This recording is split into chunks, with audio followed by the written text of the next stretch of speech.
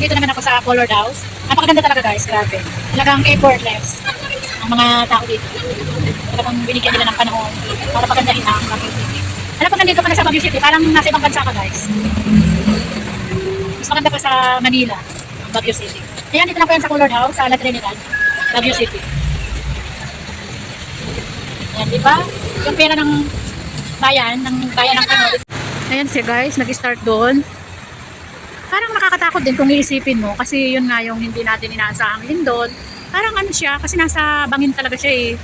Pero siguro naman maganda ang pundasyon nito kasi malalaki ang bato. Yan ang ganda guys, so grabe. Napaka-effortless talaga ng ano Baguio, mga opisyal ng Baguio, grabe. Talagang nilalagay nilang grabe ang effort. Doon na lang sa castle, sa Igorot Stone Kingdom, grabe ang effort doon guys. Napakalaking ano talaga, parang binigyan nila ng panahon. And then naman yung river, yung lake, magbabubbles siya guys. Ayan o, bubbles yan. Ayan. Masarap tumira talaga dito sa Baguio eh, naiinggan niyo akong tumira dito. Bukod sa malamig, hindi mo na kailangan ng aircon.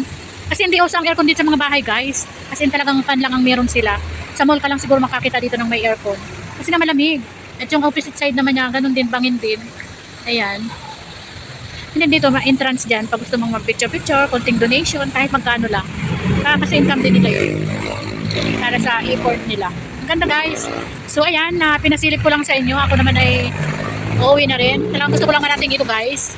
Kasi nakikita ko sa vlog ng ibang ganda talaga. Kaya sabi ko, one day gusto kong mapuntahan yan. And this is it, napuntahan ko na. First time ko po dito sa Baguio guys. Ayan, uuwi na din po ako kasi matutulog muna ako. Grabe, wala pa talaga akong tulog. And then, mamayang alas 9, lalabas uli ako para naman sa ano, sa night market. Nakikiosyoso tayo sa night market. Kasi kagabi antok na antok ako, hindi ko siya maano, hindi, kasi ang hirap maghanap ng ano dito, ng accommodation. Kasi talagang ano, fully book, grabe.